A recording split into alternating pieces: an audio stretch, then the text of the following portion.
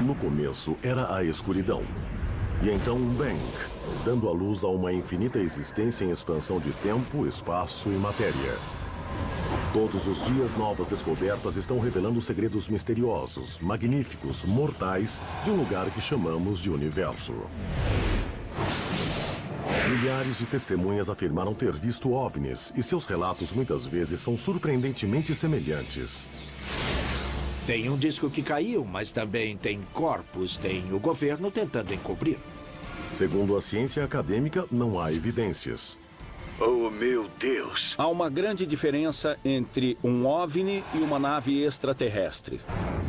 Mas se os OVNIs forem mesmo naves extraterrestres, que tipos de tecnologias espantosas encontraríamos dentro delas? Seria preciso algum tipo de tecnologia capaz de cancelar os efeitos da inércia. Quando o assunto é objetos voadores não identificados, qual é a verdade?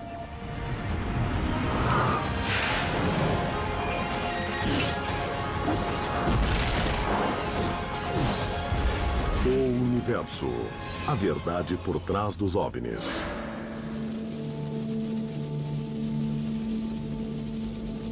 Para milhões de crentes, tudo começou em 24 de junho de 1947. Um empresário e piloto chamado Kenneth Arnold voava sozinho perto do Monte Rainier, em Washington. De repente, ele viu um grupo de 9 aeronaves voando a velocidades incríveis. Elas refletiam muito e voavam a velocidades supersônicas em formação, mudando de curso abruptamente. As velocidades eram inatingíveis na época. Isso foi antes da era dos jatos e dos jatos supersônicos. Sendo um piloto treinado, ele fez procedimentos para confirmar a existência delas, que ele não estava vendo algum tipo de efeito atmosférico. Ele mudou o ângulo da cabeça, o ângulo da aeronave, até posicionou o avião de modo que houvesse uma neve fina atrás dos objetos e eles ficassem escuros contra uma superfície clara.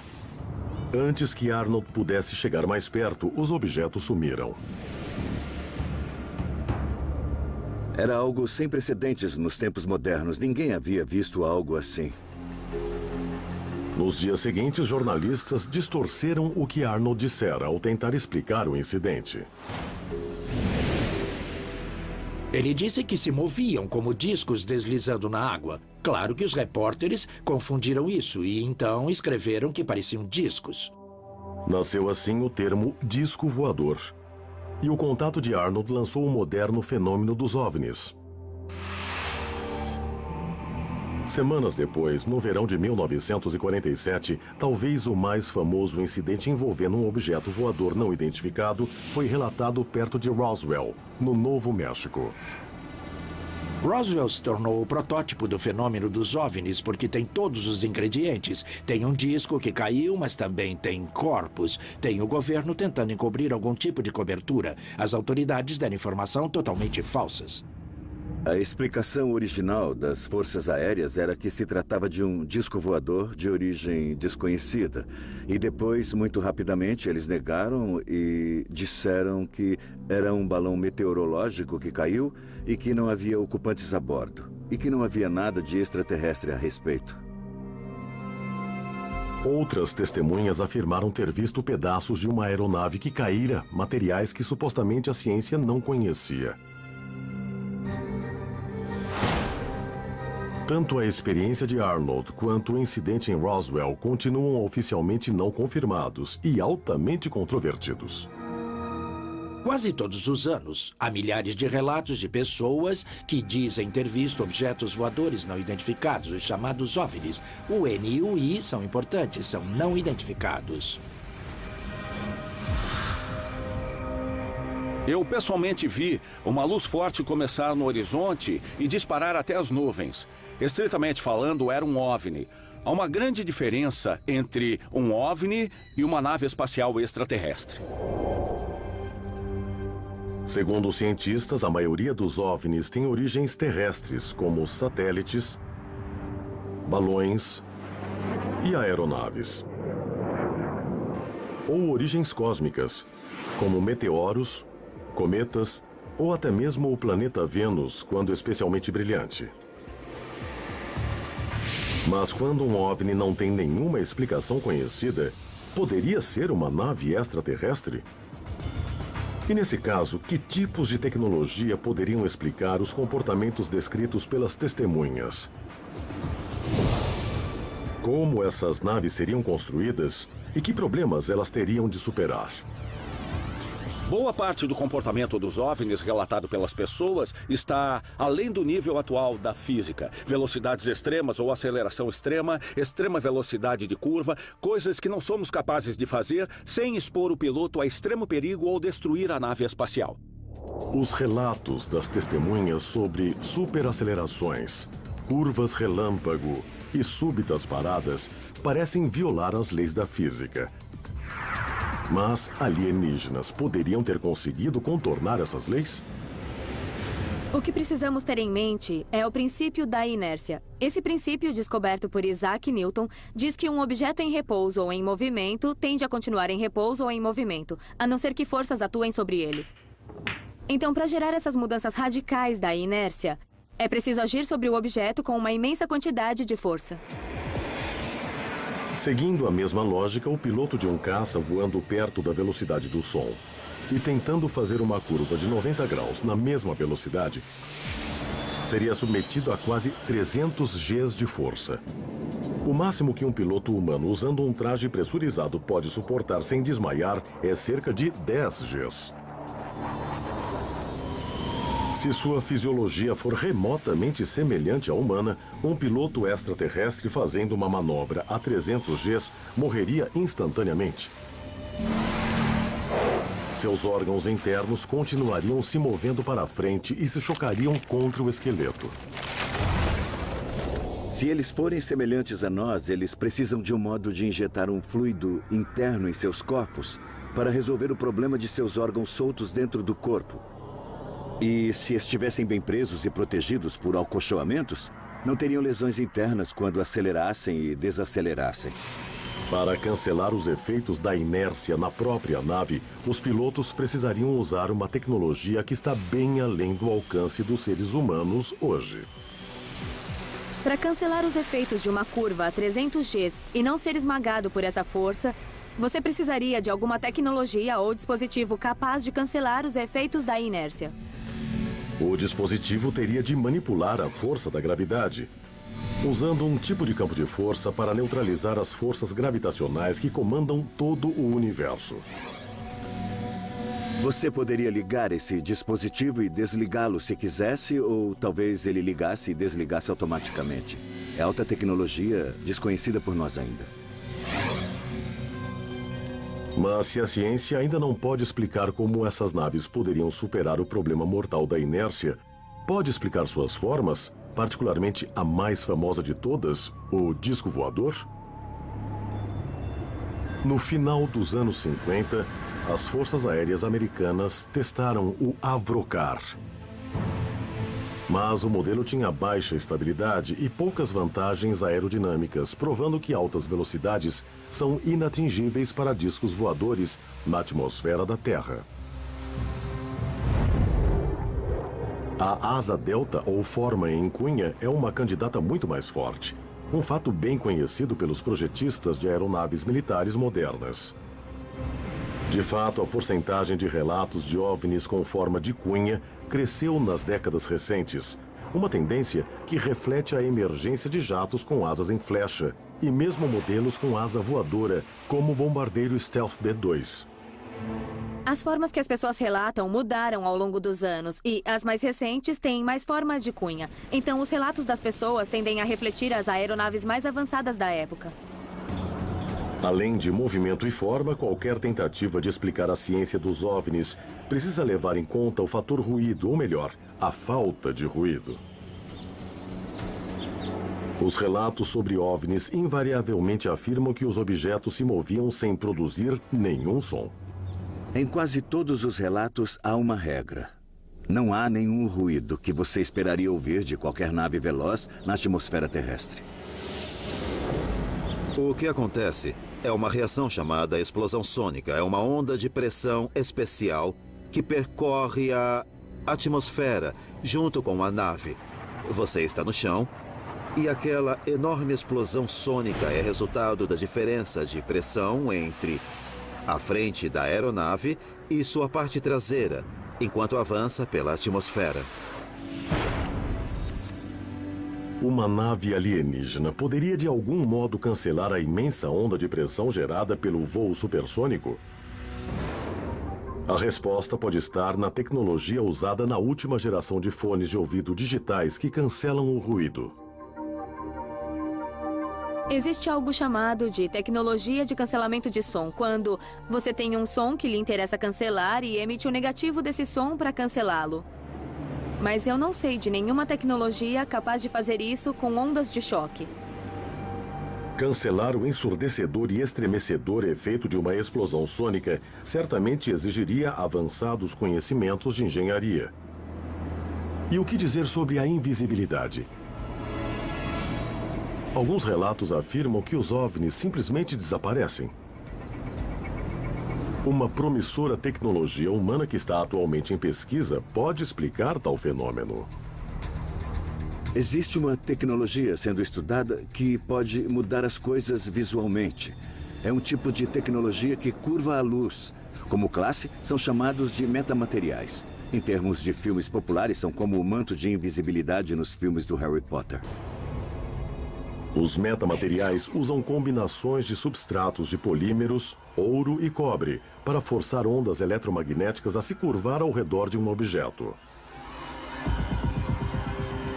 A luz é guiada ao redor do objeto em vez de ser refletida ou refratada. Mas materiais avançados, invisibilidade, radares e um espantoso poder de manobra de nada adiantariam se nossos visitantes fossem incapazes de chegar à Terra. Eu diria que a chance de outra civilização chegar até aqui para nos visitar é minúscula. Mas se eles conseguissem, isso significaria que resolveram inúmeros problemas. Inclusive problemas científicos e materiais para os quais não temos respostas. Teriam uma tecnologia muito além da nossa, talvez até além do que sonhamos até agora. Mas os cientistas podem imaginar várias tecnologias engenhosas capazes de vencer a distância aparentemente invencível entre as estrelas. Inclusive, uma fonte de propulsão explosiva tão apocalíptica que podemos vê-la chegando a anos-luz de distância.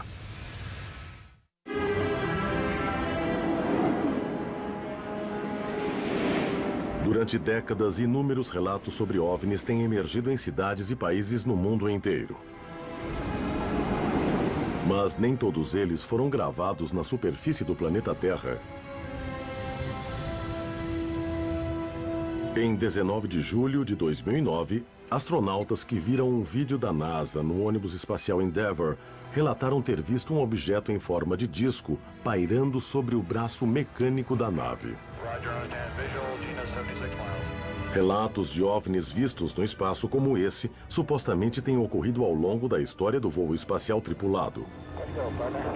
Fenômenos espaciais não especificados? Ou poderiam ser colossais naves espaciais extraterrestres cruzando a Via Láctea? Viagem espacial entre as estrelas é matéria de ficção. Você vê todas as noites na televisão ou no cinema. Mas nós ou outra espécie poderíamos fazer isso? A distância entre as estrelas é realmente enorme. A viagem interestelar não viola a física, não é algo que você descarta dizendo isso é completamente impossível. É apenas muito, muito difícil. Mesmo viajar da Terra até Alpha Centauri, a estrela mais próxima a nós há quase 4,5 anos-luz, está além do alcance dos nossos mais avançados foguetes. Se uma civilização avançada de um sistema estelar distante viesse nos visitar, podemos descartar que usariam foguetes químicos para chegar aqui. Apesar da impressionante coluna de fogo e fumaça que vemos no lançamento da Apollo e do ônibus espacial, foguetes químicos não vão muito longe num sistema solar. Para dar ideia dessa distância, nossa sonda espacial mais afastada, a Voyager 1, lançada em 1977, está voando há 34 anos a 60 mil quilômetros por hora. E está só começando a sair do sistema solar. Se o seu destino fosse Alpha Centauri, ela levaria mais de 56 mil anos para alcançar sequer o sistema estelar mais próximo. Para realizar missões interestelares em quadros temporais do tempo de uma vida humana, cerca de 50 anos, precisamos aumentar a velocidade em que podemos viajar em pelo menos um fator de 1.000. Os cientistas determinaram que a velocidade da luz são impressionantes 300 mil quilômetros por segundo. Uma espaçonave viajando pelos sistemas estelares teria que alcançar uma porcentagem significativa dessa velocidade para chegar sequer à estrela mais próxima. O maior obstáculo é o peso. Um foguete químico cobra um alto preço em peso porque todo o seu combustível deve ser levado a bordo. Podemos calcular que, para alcançar até mesmo 6% da velocidade da luz, usando combustível de foguete, seria preciso mais desse combustível do que a massa que existe no universo. Então, sabemos que é realmente impossível chegar a outro sistema estelar usando combustível de foguete. Para que vistas extraterrestres fossem possíveis, a espaçonave teria de resolver esse problema. Em 2011, a NanoSail-D da NASA tornou-se a primeira vela solar a orbitar o planeta. A vela ultrafina de 9 metros quadrados usa luz solar ou pressão de fótons como fonte de propulsão.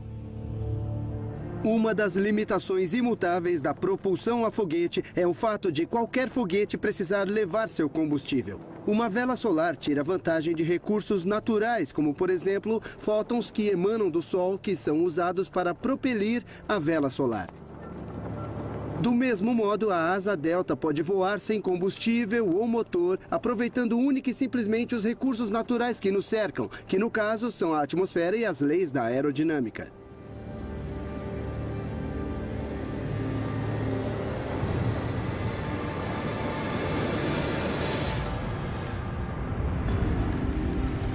Para alcançar velocidade suficiente para rebocar uma espaçonave com formas de vida, a vela precisaria ser enorme, com centenas de quilômetros de diâmetro. E porque a pressão dos fótons de uma estrela diminuiria quanto mais a vela se distanciasse, alguns imaginaram um raio laser concentrado que dirigisse energia sobre a vela.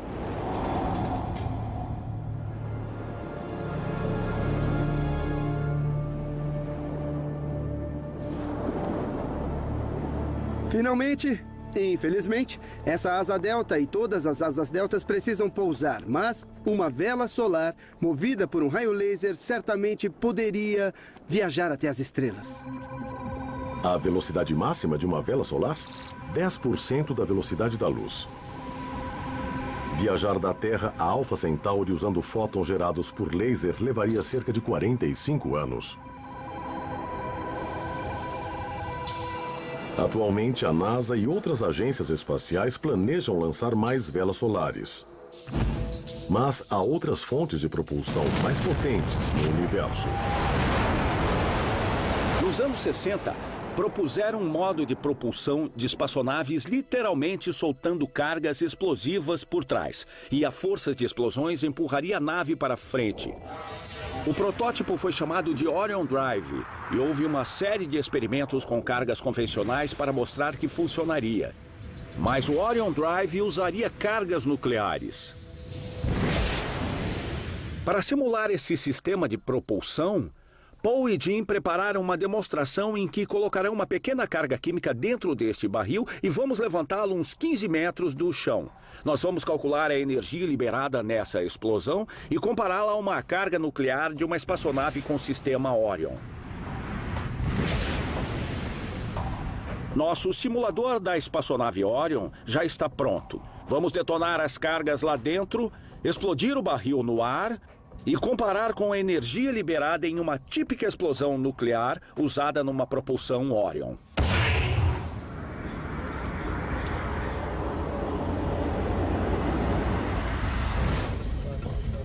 A espaçonave Orion, estudada em Los Alamos no final dos anos 50, propunha a fissão nuclear como força propulsora.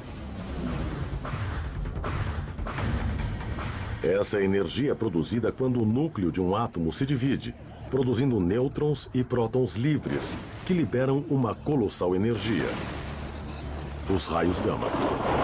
Agora!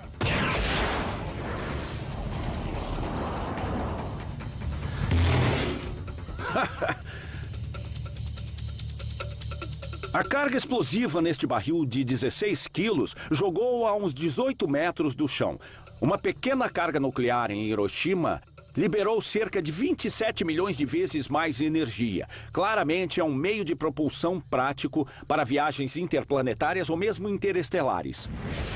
Devido às enormes explosões, o método Orion exigiria, na parte traseira da nave, uma placa de metal imensa e espessa para absorver o impulso de uma explosão e uma série de amortecedores para evitar que os tripulantes fossem sacudidos sempre que as cargas explodissem. A velocidade máxima de uma espaçonave movida a explosões nucleares? Cerca de 5% da velocidade da luz. Tempo de viagem da Terra até Alpha Centauri? Cerca de 90 anos. Apesar de sua poderosa fonte propulsora, a nave movida por explosões nucleares é mais lenta que a vela solar. Mas há outra reação nuclear mais intensa. A tecnologia de fissão nuclear é bem conhecida e é usada para gerar energia na Terra há décadas. Mas há outro tipo de tecnologia nuclear, a fusão nuclear.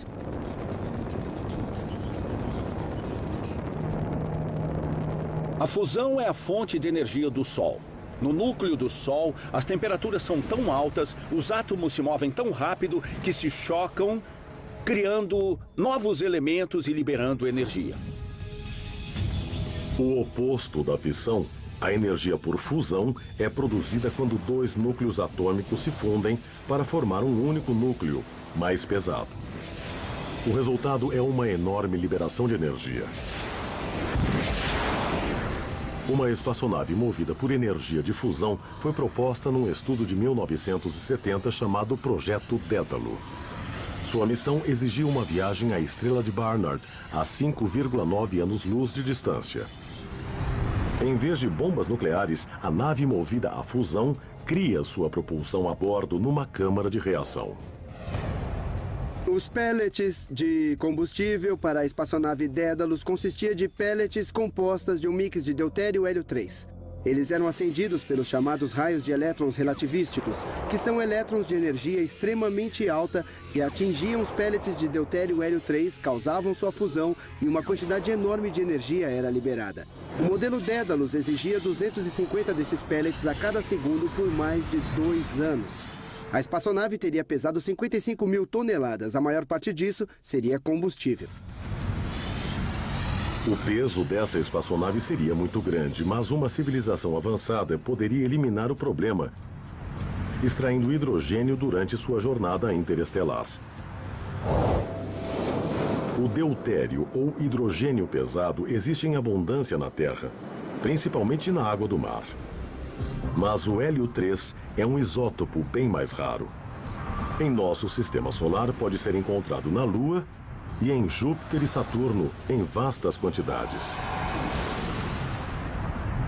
Cientistas propuseram usar imensas conchas de hidrogênio para coletar o hélio 3 necessário para cruzar o espaço vazio. Então é concebível que, com uma nave movida por fusão nuclear, possamos ir para outro sistema estelar e usar o hidrogênio dessa estrela para reabastecer. A espaçonave autossuficiente e movida à fusão pode evitar um peso imenso e chegar a velocidades passíveis de permitir a exploração de estrelas próximas num quadro de tempo razoável. A velocidade máxima de uma espaçonave movida à fusão nuclear chega a 15% da velocidade da luz. O tempo de viagem da Terra a Alpha Centauri? Cerca de 35 anos. Os custos enormes, a logística e até a política do voo espacial movido à energia nuclear levaram a humanidade a desistir de todo e qualquer plano. Mas uma sociedade suficientemente avançada pode trocar a propulsão nuclear por algo que parece um paradoxo impossível: viajar à velocidade da luz sem sair do lugar.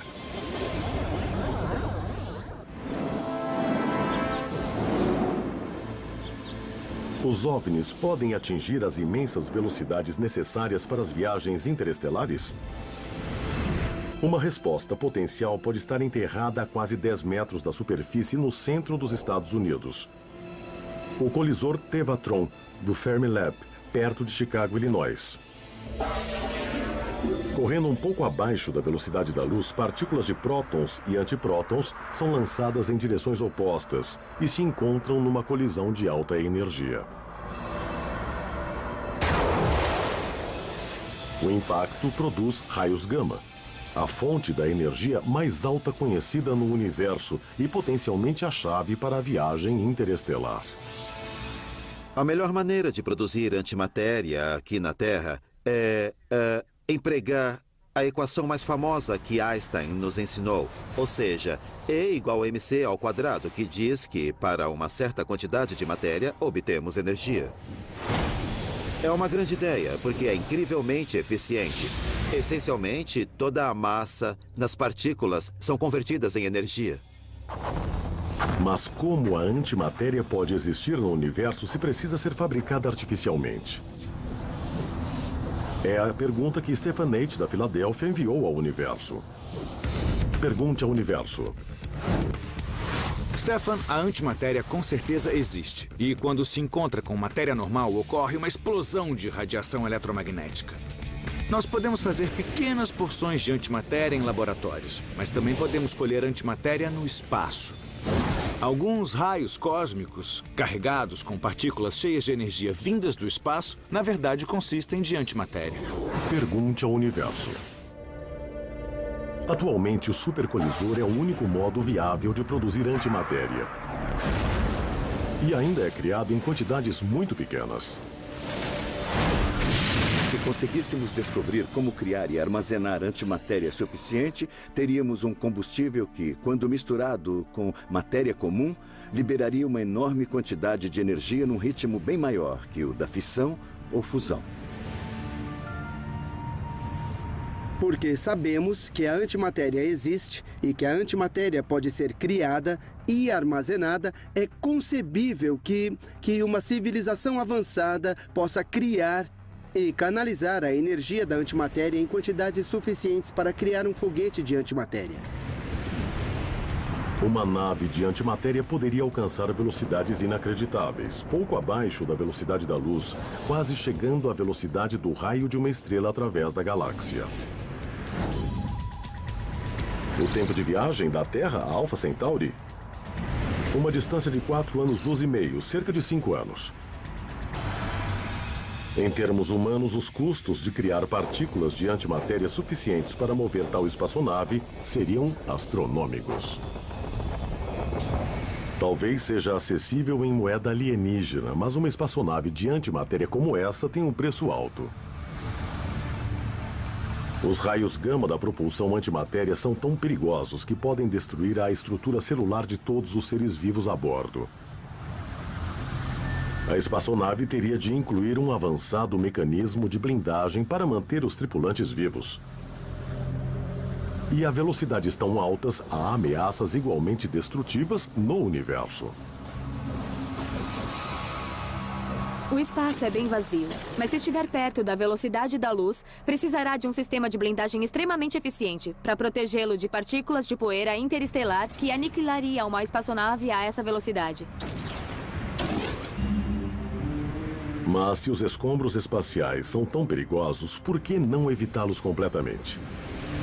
A solução pode ser familiar aos fãs de Star Trek. Uma espaçonave capaz de atingir a velocidade da luz sem sequer se mover. De fato, trata-se da criação da chamada dobra espacial, e o nome vem direto da ficção científica. Isso envolve comprimir uma região do espaço-tempo em frente à espaçonave e expandir uma região do espaço-tempo atrás da espaçonave, com a espaçonave em si estacionária dentro dessa bolha plana. Então seria efetivamente uma viagem numa onda do espaço-tempo. A dobra espacial pode parecer pura ficção científica. Mas em 1994, um jovem e respeitado físico, Miguel Alcubierre, publicou um trabalho sério sobre como viajar numa dobra espacial controlável.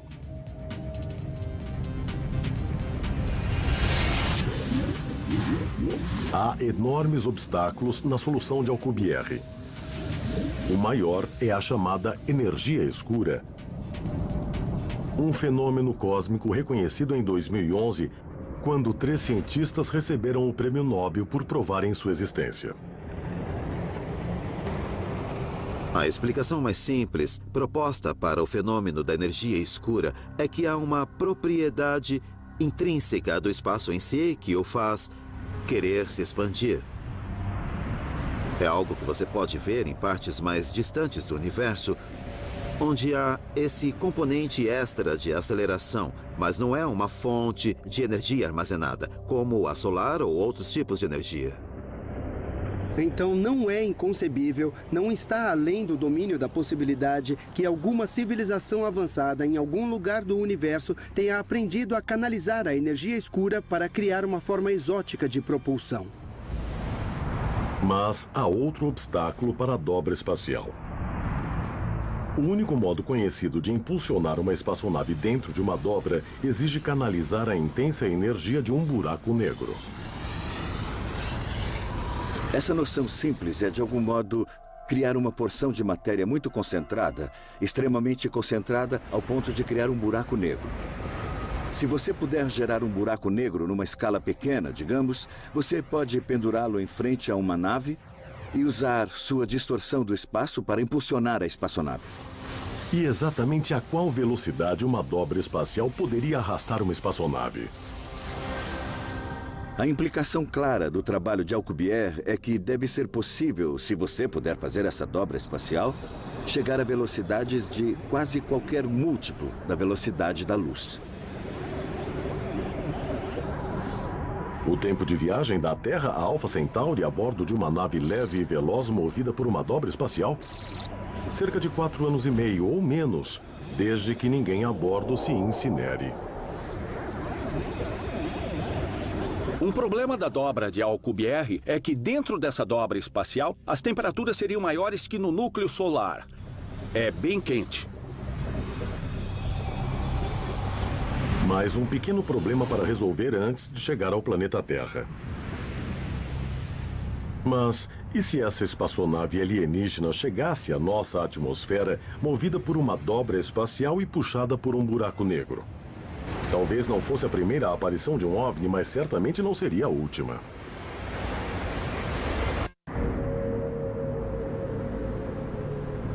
13 de março de 1997.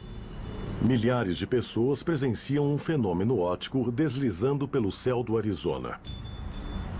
Relatos sobre uma série de luzes intensas em padrões geométricos vêm de várias partes, incluindo várias pessoas em Phoenix que viram uma nave de 1,5 km de largura com luzes piscando uma após a outra.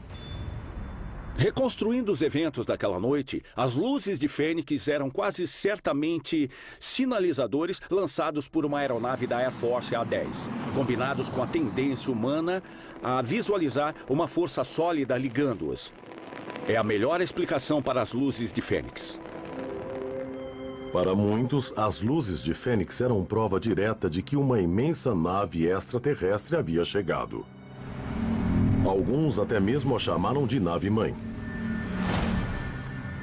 O propósito de uma nave-mãe extraterrestre é fundamental para teorias sobre visitas alienígenas. É o único modo de vencer as vastas distâncias do espaço interestelar. O termo nave-mãe teve origem na mesma época que o termo discos voadores. E eu acho que a ideia universal era que você não podia fazer uma viagem interestelar numa nave individual. Era preciso ter uma nave realmente grande. Eu acredito que uma analogia adequada de uma nave-mãe seria um porta-aviões, porque o porta-aviões percorre as vastas distâncias através dos oceanos, mas seu propósito é transportar aeronaves menores que depois podem cumprir suas missões. Se a jornada para a Terra for longa, da ordem de séculos ou até milênios, a nave-mãe seria muito mais que apenas um porta-aviões. Há a nave geracional ou nave arca, uma espaçonave muito grande que é essencialmente um ecossistema fechado no qual gerações de habitantes esperam nascer, crescer e morrer num longo período que a espaçonave leva para chegar ao seu destino final. Talvez com tecnologias tal como a animação suspensa, passageiros alienígenas possam ser postos para dormir e reanimados após a vasta jornada. Sobreviver a essa viagem também significaria sobreviver à energia destrutiva que move a espaçonave em si. Uma solução lógica de design, uma nave-mãe em forma de charuto, é precisamente o que muitas testemunhas de OVNIs afirmam ter visto. Qualquer sistema de propulsão avançado precisa situar a tripulação o mais longe possível da fonte de propulsão. E um modelo possível e provável seria longo e fino, com um motor localizado numa ponta da espaçonave e um suporte ligando a seção da tripulação o mais longe possível para evitar lesões por nêutrons de alta energia, raios X ou raios gama do sistema avançado de propulsão. Se tais naves de fato visitaram o planeta Terra, as evidências seriam esmagadoras e inegáveis. Uma coisa que essas tecnologias avançadas e exóticas têm em comum é que todas elas irradiam quantidades prodigiosas de energia. Portanto, seríamos capazes de vê-las como faróis no mar, a anos-luz de distância. A emissão concentrada de raios-x, raios gamas ou partículas subatômicas seria suspeita porque nós não vemos isso em nosso ambiente em uma circunstância normal. Além das óbvias evidências visuais, o efeito físico de uma nave-mãe se aproximando tanto da Terra pode ser uma forma aterradora de apocalipse. Para ser bem sincero, se essa tecnologia ou civilização extraterrestre decidisse não desligar os motores, seria catastrófico para a vida na Terra, pois levaríamos um banho de nêutrons, raios X e raios gama. Se for uma versão de uma dobra espacial, então envolve distorção espacial. E é melhor não estar perto de nenhuma grande massa, isso incluindo a Terra. Essas visitas catastróficas supõem que os alienígenas estão dispostos a arriscar suas próprias vidas no espaço interestelar. Mas pode haver um jeito melhor.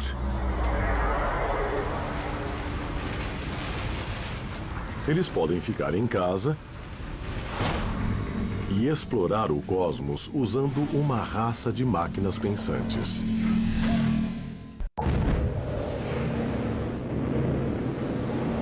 Para muitos ardentes defensores do fenômeno dos OVNIs, o que se deu em Roswell, Novo México, no verão de 1947, é o que define o contato com alienígenas na história humana. Na cultura popular, o detalhe mais memorável do suposto acidente veio das descrições dos corpos dos extraterrestres encontrados no local. Nas décadas seguintes, essa visão dos alienígenas tornou-se o padrão aceito na ficção científica e nos recorrentes relatos de contatos posteriores. As cabeças grandes podem explicar uma característica esperada da biologia alienígena: inteligência superior. Os crânios maiores conteriam cérebros maiores e mais avançados, comparados aos nossos. Dominar os enormes desafios da viagem interestelar certamente exige inteligência, mas pode requerer algo que vai além da biologia orgânica. Uma área da ficção científica onde podemos estar errando é em supor que os alienígenas são biológicos, que são seres vivos. Acho que as possibilidades de tipos de organismos que podem viajar entre as estrelas são muito abertas. E uma possibilidade que surge, às vezes, na ficção científica é a inteligência artificial. Segundo uma recente equação conhecida como Lei de Moore, o número de transistores num único chip de computador dobra a cada 18 meses, ou seja, a velocidade de processamento do computador dobra. Essa tendência continua há mais de meio século. E se espera que continue até 2020 ou mais. O exponencial aumento da velocidade de processamento está levando a um fruto da ficção científica chamado inteligência artificial. Se você inventa uma máquina, daqui a 100 anos, essa máquina não só é mais inteligente que você, como é mais inteligente que todos os humanos. E essa é a diferença entre a inteligência artificial e a inteligência real. A inteligência artificial pode evoluir muito mais rápido. Mas a forma de inteligência artificial, que é tanto ameaçadora como promissora, é aquela que pode fazer o que nossos cérebros podem fazer, pensar como pensamos. No laboratório de inteligência artificial de Stanford, o futuro de verdadeiras máquinas inteligentes se aproxima rapidamente. Algumas coisas dificultam a inteligência artificial. Uma é que ainda não sabemos fazer os computadores aprenderem de modo tão eficaz quanto os humanos. Os nossos computadores hoje não são tão velozes quanto gostaríamos para que simulem os processos de aprendizado que ocorrem no cérebro humano. Para demonstrar o estágio inicial da inteligência artificial, alunos de Stanford criaram um robô lutador que tenta aprender enquanto luta. O que ele está fazendo agora é tentando se defender, está reagindo ao seu movimento. Então, dependendo de como move sua espada, o robô se adapta ao seu movimento e às suas ações. Robôs como este são um avanço importante em direção à inteligência artificial. Aqui estamos usando métodos de inteligência artificial. O robô aprende métodos para se adaptar ao seu ambiente, mas ainda não estamos numa fase em que o robô está realmente pensando. Os computadores de hoje ainda são muito menos inteligentes que os humanos, mas no futuro eu acho que os computadores podem alcançar e talvez até mesmo superar a inteligência humana. E se for assim, imagine que cada um de nós terá um computador na carteira ou no celular, tão inteligente quanto Einstein ou talvez mais. Como a civilização mudará e de que coisas incríveis seremos capazes? Apesar de avançado, o robô esgrimista é apenas uma analogia rústica do tipo de máquina inteligente capaz de pilotar uma espaçonave interestelar. Os imensos obstáculos da viagem espacial, incluindo a escala temporal e os riscos cósmicos, tornam muito possível que uma raça de máquinas inteligentes faça o primeiro contato. Mas se a viagem interestelar realmente acontecer, parece razoável não mandar esses seres biológicos. Eles são frágeis, suas vidas são finitas. Assim como a NASA envia sondas robóticas para explorar o sistema solar antes de exploradores humanos, nosso primeiro contato com alienígenas pode ser com sondas robóticas. Um ser biológico ou uma inteligência artificial? Nossa visão dos extraterrestres continuará mera especulação até que o primeiro contato seja feito. Mas quanto tempo esperaremos? E apesar da falta de evidências concretas, até que ponto é provável a existência de outra civilização inteligente? Alguns acreditam que é altamente provável que o universo fervilhe de vida. A galáxia existe há muito tempo. O sistema solar existe há muito tempo, mas a galáxia há muito mais. E muitas estrelas da galáxia são muito mais antigas que o Sol e nosso sistema solar. Então é possível que, se houver essas civilizações, elas sejam muito mais antigas que a nossa. Se existirem há, digamos, uns 100 mil anos, então é bem possível, eu acho, que tenham aprendido ou a se comunicar através do espaço interestelar ou a viajar através dele. Até que o primeiro contato ocorra, a humanidade continuará a procurar OVNIs nos céus. Não se provou até agora que nenhum fosse extraterrestre.